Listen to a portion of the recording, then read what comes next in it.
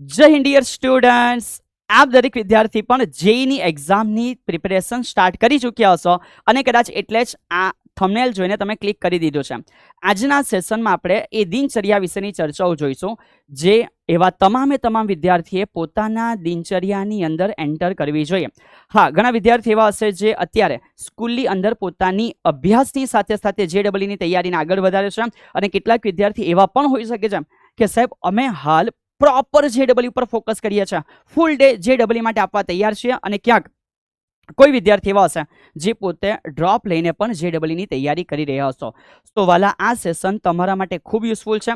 દિનચર્યા કેવી હોવી જોઈએ, કઈ રીતે તમે દિવસની અંદર તમારા 3 સબ્જેક્ટને તૈયાર કરી શકો છો, એ ઓરિએન્ટેડ એક નાની ઇન્ફોર્મેશન આ વિડીયોમાં તમને મળી રહેવાની છે. So let's gate ready. જે કમ્પ્લીટ બેટા આપણા અહીંયાથી એક એનાલિસિસ છે, એમાં સર તમને જણાવશે સૌથી પહેલાં કે જો ભાઈ તમે અત્યારે હાલ અભ્યાસ કરો છો, સાથે સાથે સ્કૂલને પણ મેનેજ કરવું પડે છે. હવે ધ્યાન રાખજો, શાળા દરેકની અલગ અલગ સમય પર હોઈ શકે છે. સો મેં અત્યારે એક રેફરન્સ ટાઈમિંગ સમજાવ્યું છે કે કઈ વસ્તુ આપણે એન્ટર કરવાની છે. તમારે તમારી સ્કૂલના ટાઈમ અનુસાર કોઈક વસ્તુ ઉપર નીચે છે એ બેલેન્સ કરી લેવાની રહેશે. સો નંબર 1 પહેલો ઓપ્શન છે કે જો કદાચ કોઈ વિદ્યાર્થી એવા છે જે હાલ સ્કૂલની અંદર પણ પોતાનો અભ્યાસ ચાલુ રાખે છે અને JEEની આપણે તૈયારી સાથે સાથે કરવી છે. સો સૌથી પહેલું એક રૂટીન જે સૌથી બેસ્ટ હોય છે, જેટલું વહેલું તમે જાગી જશો એટલો તમારા માટે સારામાં સારી વસ્તુ છે, કારણ કે શુભ સવારમાં તાજગી સાથે વાંચવાની એક મજા જ ગજબની હોય છે. ઇન્સાનની કેપેસિટી પણ જ્યારે ઇન્સાન ફ્રેશ હોય ને ત્યારે વધારે હોય. સો બસ આ જ વસ્તુનું ધ્યાન રાખજો કે યાર તમે જે વાંચો છો એ સારામાં સારી રીતે તમે સમજી શકો અને પોતાના દિમાગની જે કેપેસિટી છે એને કામે લગાવી શકશો. આદત પડી જશે સવારે 5:30 વાગે ઉઠવાની, મજા આવી જશે આખા વર્ષ દરમિયાન તૈયારી કરવાની. સો વાલા, સવારે વહેલા જાગી જવાનું છે અને લોહીનું પરિભ્રમણ ચાલુ કરવું સર, એટલે ભાઈ થોડું મતલબ કે વોર્મઅપ થઈ જાવ, બરાબર. હા, દિવસ દરમિયાન આપણે ઘણા બધા કાર્યક્રમો કરવાના હોય છે. સો અહીંયાથી હવે આપણે સ્ટાર્ટ કરીએ છીએ. સવારે તમે 6 વાગ્યાથી લઈને 7:15 વાગ્યા સુધી, એટલે કે 1 થી સવા કલાક સુધી શું કરી શકો છો, તો ત્યાં ફોર્મ્યુલા અને અકાર્બનિક રસાયણ કે જે આપણે લોકોએ મોઢે કરવાનું હોય એને પોતાની તૈયારીના ભાગ સ્વરૂપે એટેચ કરી શકો છો. ફિઝિક્સ ભણ્યું છે, એમાં કેટલાક ફોર્મ્યુલા આવે છે જે લોંગ ટાઈમ સુધી હવે યાદ રાખવા જરૂરી હશે. કેમેસ્ટ્રી ભણ્યા છો, એની અંદર કેટલીક પ્રોસેસો આવી હશે જેને મેમરી બેઝ તમારે બનાવવું પડશે કે સાહેબ મને આજે વાંચ્યું છે, 2-5 દિવસ રિવિઝન કરીશ, 5-1 મહિના અંદર કન્ટિન્યુમાં એક પછી એક આ ટોપિક જોતો જઈશ, ત્યારે લોંગ ટાઈમ સુધી મને યાદ રહી જશે. આવી વસ્તુનો કાર્યક્રમ તમારે સવારે પહેલા રિવિઝન દ્વારા સ્ટાર્ટ કરવાનું રહેશે. ત્યાર પછી તમે કહી શકો કે સાહેબ અમારી સ્કૂલનો ટાઈમ છે તો અમે સ્કૂલમાં જઈશું. હવે કોઈ વિદ્યાર્થીની સ્કૂલ સવારે 8 વાગે હોય, કોઈની 10 વાગે હોઈ શકે, અલગ અલગ ટાઈમ છે. એ ટાઈમ તમારે અહીંયાથી પોતાના માટે સેટ કરી દેવાનો છે. સો ત્યાર પછી તમારી જ્યારે સ્કૂલ પતી જાય છે પછી લંચ અને એક પાવર નેપ. હવે જ્યારે આપણે સવારે વહેલા ઉઠી ગયા ત્યાર પછી પુનરાવર્તન કરો છો, સ્કૂલની અંદર તમારો કાર્યક્રમ આગળ વધે છે. સો યાર જરૂરથી એક નાનો નેપ આપણા માટે લેવો જરૂરી હોય છે. એક રેસ્ટ મળી જાય ને તો એ તમને એક નવી શરૂઆત કરવા માટે ઉર્જા પ્રદાન કરે છે. તો એવું કોઈ લાલચમાં ના રહેવું કે મેં સ્કૂલેથી આવી જાઉં છું, જમી લીધું અને તરત તૈયારી માટે આગળ વધી જઈશ.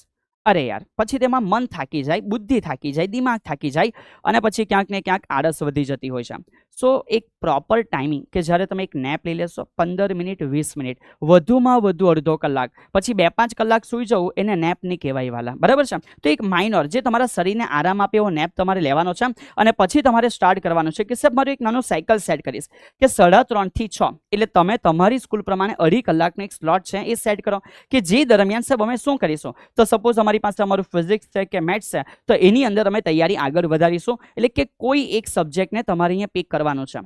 હવે અહીંયા 1000 પ્રશ્ન નવા ઉત્પન્ન થશે. સર અમે ઓનલાઈન સ્ટડી કરી રહ્યા છીએ, કદાચ અમે PW સાથે ઓલરેડી જોડાયા છે અને JEEની તૈયારી અમારી ચાલી રહી છે અર્જુના બેચ દ્વારા કે લક્ષ્ય બેચ દ્વારા.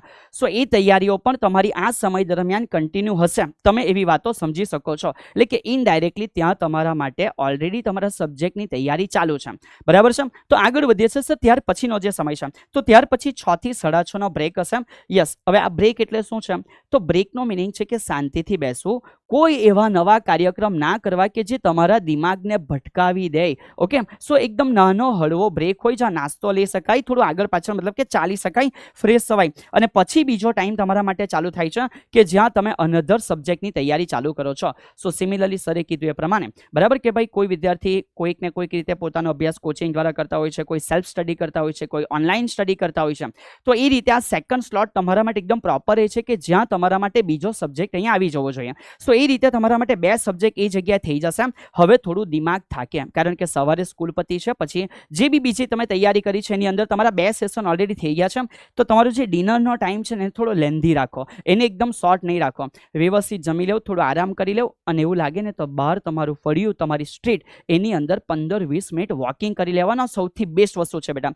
તો તમે ટ્રાય કરો યાર કે ડિનર સાથે સાથે થોડો આરામ છે, તમે થોડું ચાલી લો, પરિવાર સાથે સમય વિતાવી લો, થોડું મેન્ટલ ફ્રેશ થઈ જાઓ, હા, મેન્ટલી થોડું ફ્રેશ થઈ જાઓ બેટા. એવું નથી કે એક્ઝામ આવતીકાલે જ આવી ગઈ છે સર, એટલે અમારે લોકો આજે 24 કલાક વાંચવામાં ઇન્વેસ્ટ કરવાના છે. નહીં, એક હેબિટ બનાવો, એક રૂટીન બનાવો. ડેઈલી તમે 24 કલાકમાંથી તમારા સ્કૂલ, કોચિંગ, પછી ઇફેક્ટિવલી 6 આવરને મેનેજ કરી લેવો છો સ્ટડી માટે, તો એ સૌથી બેસ્ટ છે. પણ આ કન્સિસ્ટન્સી જાળવવાની છે કે સાહેબ આજે 6 કલાક મેનેજ કર્યા છે, તે 6 કલાક મેં આખા વીકને મેનેજ કરીશ. સેમ એવા વીક મલ્ટીપ્લાય થતા જશે એટલે મંથ બની જશે, અને મંથ કમ્પ્લીટલી બેટા 1 by 1 ફોલો થશે આ સ્ટ્રેટેજી, તો વર્ષના અંતે તમે JEE માટે પોતાને પ્રોપરલી તૈયાર કરી ચૂક્યા હશો. ઓકે, અને ત્યાર પછી તમે એક પ્રોપર ટાઈમિંગ મેચ કરી દો કે સર રાતના 10 વાગ્યા, 10:30 વાગ્યા, 11 વાગ્યા, વોટ એવર બેટા, પોતાની self study, MCQ practice, daily તમે જેટલું ભણો છો એનું રિવિઝન, એ બધી વસ્તુને અવોર કરીને સાંજે સુવાનો ટાઈમ ફિક્સ કરી દો. બાયોલોજિકલ સાયકલ સેટ થઈ જશે, અને એ સાયકલે તમારે થ્રુઆઉટ ધ યર ફોલો કરવાની છે.